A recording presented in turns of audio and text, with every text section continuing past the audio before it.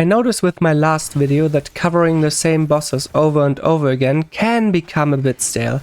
So I got copied the idea to start tracking my account's progress with a video every now and then. Welcome to my account progression of April 2025. First off, if my accent hasn't given it away by now, I am playing on a European server, to be more specific, the heroic/rebot server named Solis. I have played for about 9 months and have created 38 characters.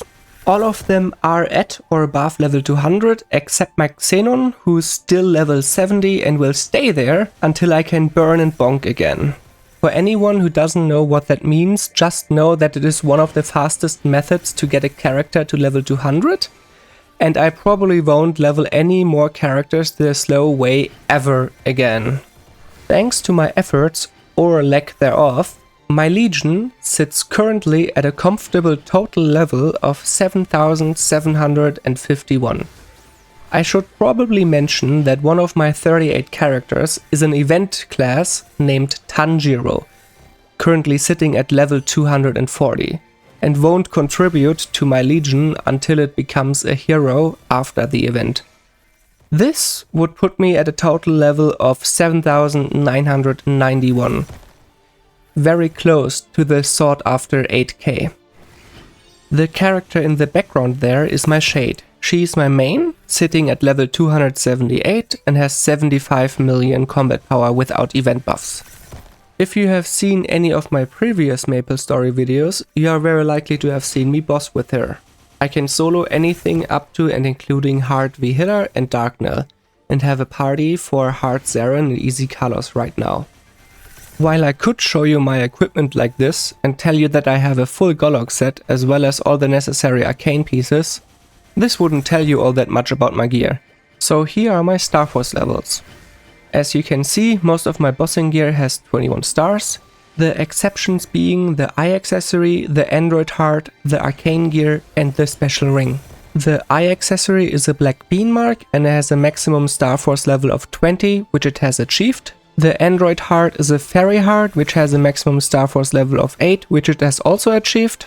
The special ring is a continuous 3 and isn't Star Forceable and as such has no stars. The arcane gear is still at 18 stars because I didn't have the meso or the spare pieces to risk going further, except the weapon, which is still at 17 stars because I am liberating, which will reward me with an already Star Force Genesis weapon.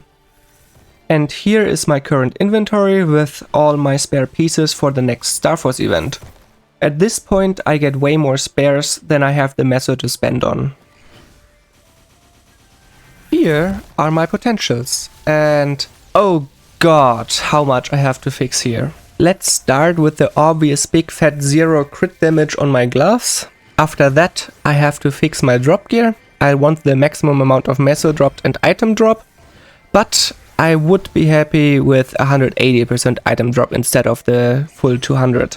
After that, the rest of my meso will be used to fix anything with less than 20% strength. But at this point, I don't know how much I can actually afford. I guess we'll see. At least there'll be a cube sale soon enough. My inner ability is on its way to being completed, because I already have the 20% boss damage and the 8% against debuffed enemies, which is the max you can get. The only thing that I still need is a 21 attack. I currently have 18, but I'm probably just going to re-roll it. And here is my Hexa for anyone that is interested.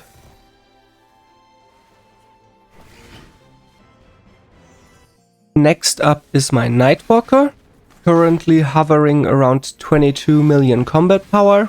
She has full Absolab gear as well as a completed Golok set and a very lucky Papillatus mark. And everything has been Star Force as close as it can get to 17 stars. I have also invested 100 fragments into this character to get both Hexa masteries to the first level. I am also currently joining some of the Arcane River bosses, meaning Lucid, Will and Gloom on the difficulties where I can get arcane gearboxes, and I have already gotten 3 armor boxes. Considering that I have 6 more characters to go through and none of them are all that interesting, here is a quick summary of each one.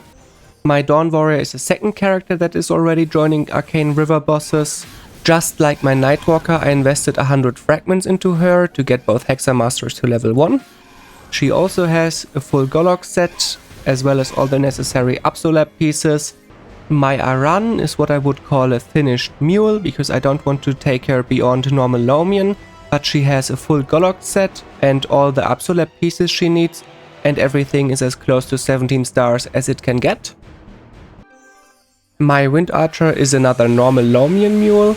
She has all her Absolab gear at 17 stars, but is missing a full Golok set, which I am currently working on. My Lyn hasn't reached 6th job yet, since she is not level 260 yet. She doesn't have a Golok set yet. I'm also not working on it right now because she's too weak to make Halox easy. I also have to raise her smithing levels to get her best in slot secondary weapon. Nonetheless, she is a formidable normal Lomian mule. My Demon Slayer is in the same boat as my Lyn. Doesn't have Golok set yet, I'm not working on it. Not 6th drop yet because it's not level 260 yet. And doesn't have the best in slot secondary, but I can't use professions to get it. It has to be a lucky drop from Damien. Last but not least, we have my newest addition to the team, Bowmaster. She was created with a surprise Hyperburn ticket that didn't give any extra gear or arcane symbols, so now she's struggling her way to level 260. For that reason, she is getting all the XP from both the Monster Park and the daily quests. She can currently only defeat bosses up to CRA, but I hope to get her to normal Lomian by the time I do another account progression update. These were all my active characters. And as a little bonus, here is another table with all my completed arcane symbols, sacred symbols, as well as Afterland totems. Which ones I want to complete, which ones I have paused, and which ones are locked.